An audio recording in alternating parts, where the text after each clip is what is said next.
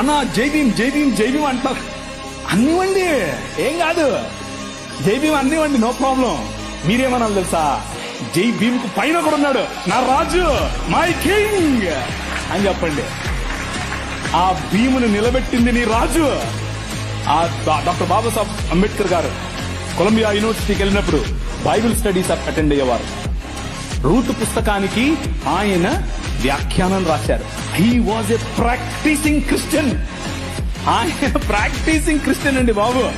ఆయన ఒకరోజు 3 లక్షల మందితో కలిసి నేను బాప్తిజం తీసుకుంటాను అని చెప్పి ముందుకు వచ్చి ఫోన్ మన మెథడిస్ట్ సంఘంలో ఉన్నటువంటి బిషప్ గారికి చెప్తే, బిషప్ గారు దానికి కావాల్సినటువంటి పనులన్నీ వసతులన్నీ ఏర్పాటు చేసుకునే క్రమంలో నెహ్రూ గారు ఫోన్ చేశారు.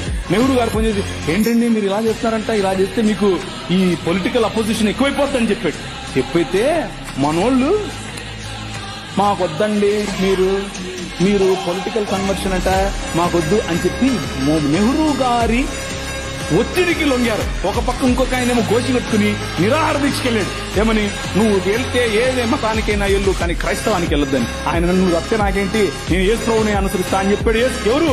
డాక్టర్ బాబాసాహెబ్ భీమ్రావ్ అంబేద్కర్. ఇది నేను కొత్తగా చెప్పేది కాదు, ఇది హిస్టరీ. This is history. ఆ జై భీమ్ వాళ్ళకి తెలియదు. చెప్పండి, వెళ్ళి ధైర్యంగా చెప్పండి.